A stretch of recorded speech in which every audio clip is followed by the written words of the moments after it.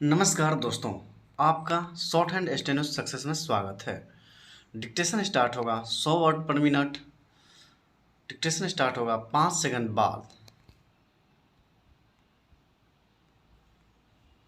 Start. मैं खुशकिस्मत हूँ कि अपनी परनानी के साथ 12 साल बिताने का मौका मिला। उनका 103 साल की उम्र में निधन हुआ था। तमिलनाडु के मंदिरों वाले छोटे से कस्बे कुंभकोणम में परनानी का घर था और उनकी आदत थी कि वह बाहर ही बैठी रहती थी और हर आने जाने वाले से बात करती थी। सच में वह सिर्फ वॉशरूम जाने या नहाने के लिए ही वहाँ से उठती, नहीं तो बरामदा ही उनका घर था।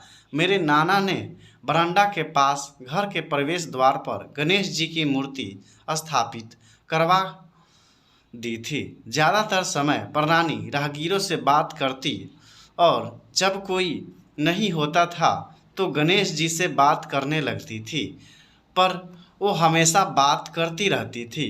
जब बाहर से उनकी आवाज़ नहीं आती थी तो उनकी सबसे बड़ी बहू यानी मेरी नानी हम जैसे पोते पोतियों से कहती थी कि बाहर उन्हें देख आओ।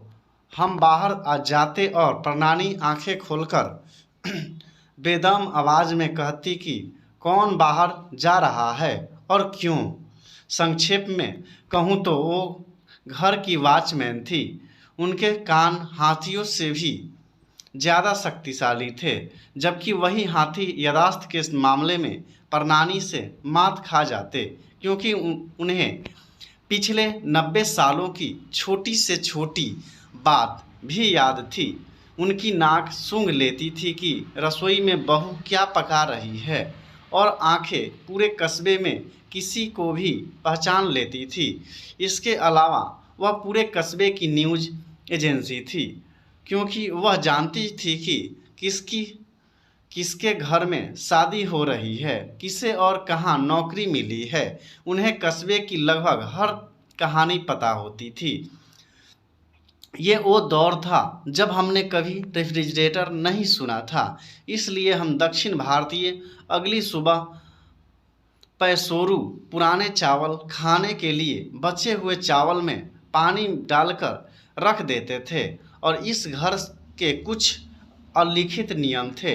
नियम में था कि रात में बच गए चावलों में नानी तब तक पानी नहीं भर सकती थी जब तक प्रणानी हाँ न कह दे, और वह तभी कहती थी जब राहगीर से उन्हें पता चल जाता था कि आखिरी बस आ चुकी है या बस स्टॉप से निकल गई है।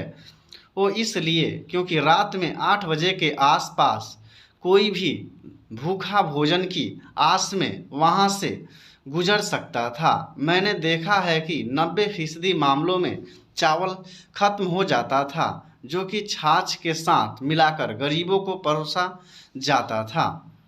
बमुश्किल ही अगले दिन चावल इस्तेमाल हो पाता था। उन बुजुर्ग महिला के हिसाब से कोई भी भूखा नहीं सोना चाहिए। मेरे पूर्वजों द्वारा स्वागत सत्कार का यही तरीका होता था। इस सोमवार को मुझे वो पुरानी जीवन शैली याद आ गई जब मैं राजस्थान टूर के लिए निकल रहा था। मैं अपने लिए थोड़ी चॉकलेट ड्रिंक बनाने के लिए सुबह 4:30 पर उठा। हाल के दिनों में होम्योपैथिक दवाएं ले रहा हूँ, इसलिए कॉफ़ी बंद है। अचानक मेरी किचन के बाहर मुझे म्याऊं करती हुई स्ट्रे कैट छुटकी दिखी।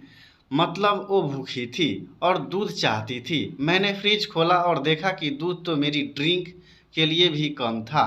वह भूखी थी इसलिए ज़ोर से म्याऊं कर रही थी। खुद के लिए चाय बनाने के लिए दूध बचाते हुए जब मैं उसे दूध दे ही रहा था कि छुटकी की 2 और दोस्त अपनी बारी के इंतज़ार में आ गई। बिना कुछ सोचे मैंने अपने लिए ग्रीन टी बनाने का तय किया और सारा दूध उन तीनों को दे दिया। वे सब अंदर आई, दूध पिया और चली गई। पता नहीं क्यों मुझे लगा कि मैंने अपना सप्ताह और यह यात्रा शानदार तरीके से शुरू की।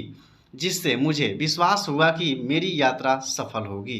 फंडा यह है कि ये ज़रूरी नहीं कि हम कितना लंबा जीते हैं, पर मायने ये रखता है कि हमारी ज़िंदगी कितनी अर्थपूर्ण और प्रभावी रही। स्टॉप। तो डिक्टेशन अच्छा लगे तो लाइक, शेयर और सब्सक्राइब करना न भूलें। मिलते हैं नेक्स्ट वीडियोज़ में, तब तक के लिए जय हिंद, जय भारत।